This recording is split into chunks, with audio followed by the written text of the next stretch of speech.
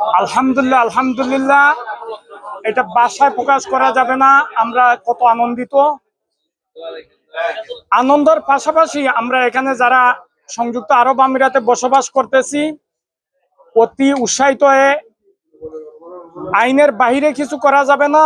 আমি সংযুক্ত আরব আমিরাতে বা বহির্বিশ্বে যারা আছেন, স্বদেশের আইন মানে চলতে হবে। তার পাশাপাশি বাংলাদেশ ছাত্র জনতা যারা এই আন্দোলনে শহীদ হয়েছেন, সবার আত্মার মাগফিরাত কামনা করি। এবং বাংলাদেশের জনতা, বাংলাদেশের ছাত্র, বাংলাদেশের গরিব দুঃখী মানুষের যে প্রত্যাশা ছিল, আলহামদুলিল্লাহ আলহামদুলিল্লাহ পূরণ হয়েছে। আমরা সবাই আনন্দের মধ্যে আমরাও আনন্দিত।